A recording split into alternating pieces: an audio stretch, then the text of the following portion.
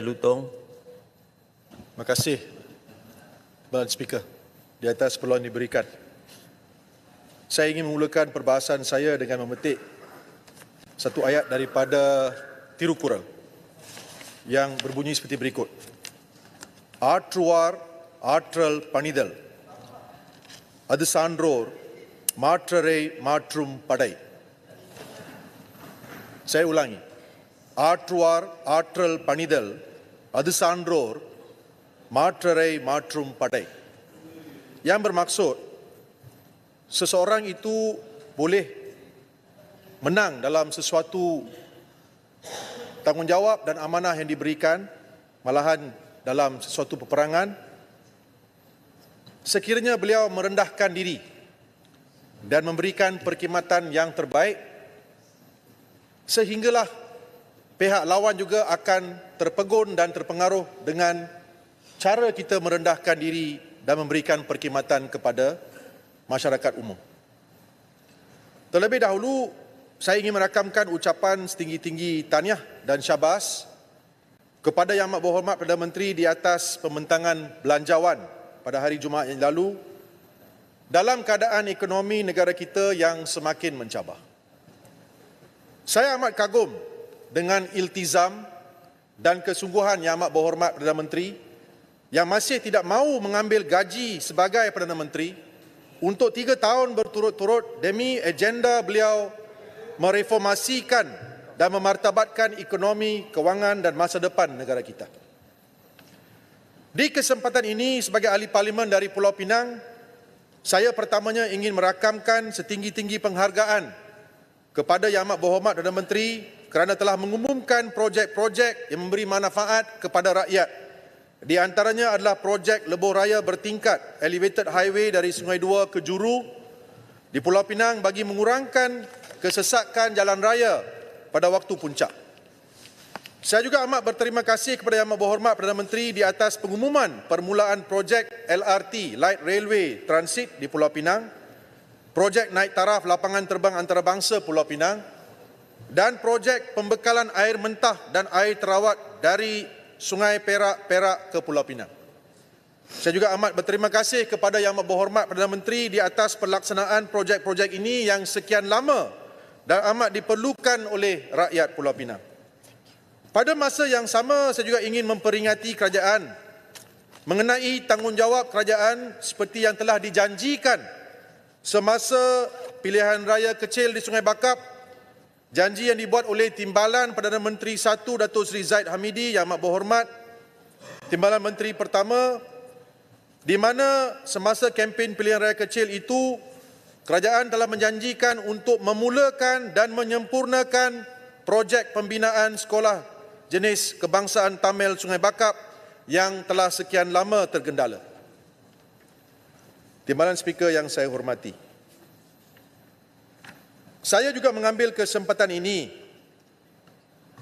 sebagai tanda penghormatan untuk mengucapkan terima kasih kepada Yang Amat Berhormat Perdana Menteri dan juga kepada Yang Berhormat Damansara yang ada di sini yang selalu meluangkan masa untuk berjumpa dengan wakil-wakil rakyat ahli parlimen berbangsa India dari masa ke semasa untuk mengetahui dan dengan lebih mendalam masalah-masalah yang dihadapi oleh masyarakat India pada masa sekarang dan juga mengumumkan dari masa ke semasa langkah-langkah kerajaan untuk mengatasi masalah-masalah tersebut. Pada masa yang sama, saya ingin mengulangi permintaan Yang Berhormat Bagan, mantan Menteri Kewangan, mantan Ketua Menteri Pulau Pinang, yang merupakan bekas Menteri Kewangan yang telah menyarankan supaya peruntukan untuk mengatasi masalah sosioekonomi kaum India dinaikkan ke jumlah 200 juta. Sebagai bekas Menteri Kewangan, saya percaya beliau memahami keadaan sosioekonomi kaum India yang makin mencabar. Pada masa yang sama, saya juga menerima permintaan dari pelbagai pertubuhan yang mewakili orang-orang India yang menyeru kerajaan menaikkan peruntukan untuk kaum India ini dari 130 juta ke jumlah yang lebih baik. Terkini, Timbalan Speaker, dalam Malaysia kini dilaporkan seorang wakil Malaysian Indian People Party telah meminta kerajaan mempertimbangkan jumlah 500 juta untuk dipertimbangkan untuk diagihkan bagi mengatasi masalah sosioekonomi kaum India. Saya di sini cuma ingin memohon, saya percaya Yang Amat Berhormat Perdana Menteri yang merupakan seorang yang berjiwa rakyat, yang selalu memberi perhatian kepada masalah rakyat Malaysia dari pelbagai kaum, akan memberi perhatian kepada permintaan ini. Dan saya sebagai penyokong tegar PMX ingin menggunakan kesempatan ini untuk merayu kepada beliau untuk mempertimbangkan, meningkatkan lagi peruntukan untuk mengatasi masalah sosioekonomi rakyat India daripada 130 juta ke 200 juta seperti yang diminta oleh Yang Berhormat Bagan. Kerana saya fikir bahawa ini adalah perkara yang perlu kita memberi perhatian. Pada masa yang sama, sebagai pengurusi Lembaga Wakaf Hindu Pulau Pinang, pertama kalinya kita menerima peruntukan daripada Kerajaan Persekutuan ketika Yang Berhormat Bagan menjadi Menteri Kewangan, iaitu RM700,000 telah diberikan. Saya ingin juga memohon pada kesempatan ini, kalau boleh permintaan saya sebagai pengurusi Lembaga Wakaf Hindu Pulau Pinang dipertimbangkan dan jumlah sebanyak RM700,000 juga diagihkan kepada Lembaga Wakaf Hindu Pulau Pinang untuk digunakan bagi menyelenggara kuil-kuil dan juga memberi bantuan-bantuan kebajikan kepada orang-orang berkaum Hindu di Pulau Pinang. Timbalan Speaker yang saya hormati, saya juga menggunakan kesempatan ini untuk mengalu-alukan kehadiran Yang Amat Berhormat Perdana Menteri dalam sambutan Thaipusam tahun depan. Kerana sambutan Thaipusam di Pulau Pinang merupakan satu sambutan yang begitu besar. Yang Berhormat Damansara tahu, beliau juga berasal dari Pulau Pinang, di mana kita merasakan bahawa dengan kehadiran Yang Amat Berhormat Perdana Menteri dalam sambutan Thaipusam, sambutan itu akan menjadi lebih meriah dan beliau akan memahami juga keadaan dan sosioekonomi, masalah sosioekonomi yang dihadapi oleh rakyat Pulau Pinang, terutamanya rakyat kaum India berbangsa India, kaum Hindu di Pulau Pinang.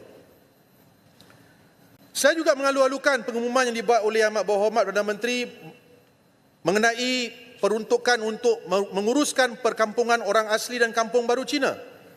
Cuma saya ingin tanya, bagaimana pula dengan peruntukan penyelenggaraan untuk kampung-kampung orang India? Kenapa tidak ada sebarang peruntukan? Bolehkah saya menggunakan peluang ini juga untuk merayu kepada Yang Amat Berhormat Perdana Menteri untuk mempertimbangkan penyelenggaraan dana penyelenggaraan untuk kampung-kampung orang India, kerana di Malaysia ada banyak lagi kampung-kampung orang India, termasuk juga di beberapa kawasan di Pulau Pinang, Selangor, Johor dan Negeri Sembilan. Di kesempatan ini, saya juga ingin bertanya kepada Yang Amat Berhormat Perdana Menteri, kalau boleh mengagihkan peruntukan untuk asrama, kerana saya lihat bahawa pengumuman Yang Amat Berhormat Perdana Menteri bagi masalah-masalah kebajikan begitu baik, di mana pemberian bantuan kebajikan kepada warga emas dan kanak-kanak telah dipertingkatkan. Saya difahamkan bahawa Ramakrishna Ashramam yang berada di Jelutong Pulau Pinang sejak kebelakangan ini tidak menerima sebarang peruntukan daripada Kerajaan Persekutuan yang dahulunya diterima oleh mereka.